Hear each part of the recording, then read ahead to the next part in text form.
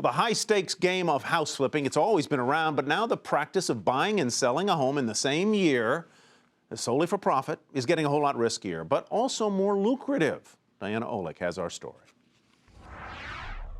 Taking a house from this to this takes a lot of cash, but in today's competitive housing market, it is a necessity for investors who hope to make big profit flipping homes. The market has gotten tougher, and so it's not for novices. You have to know what you're doing, and you have to be able to do a good job. You have to have an eye for detail, but with that comes a reward, which is a better reward. Chris Harrison put nearly $400,000 into renovating this Washington, D.C. home after buying it for $700,000.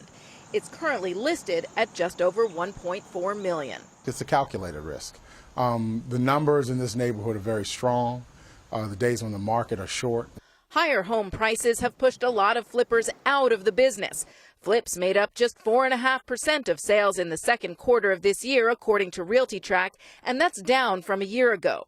Gross flipping returns, however, increased to nearly 36%, up from 24% a year ago. Investors are now making an average $71,000 before renovation costs, up from $50,000 a year ago. Today's buyers want not only turnkey properties, they also want the high-end finishes. So for flippers, that means more cash up front and more risk to returns. We're actually seeing a lot of flippers getting out of the business. I know one flipper who is getting into home remodeling now because he doesn't want to take the risks that are associated with flipping anymore. So if you're in it, you need to proceed with caution, do the high-end deals. Flips on the lowest end of the market are actually losing money, likely because of the renovation costs. Flippers are seeing some of the greatest returns in the $2 to $5 million range.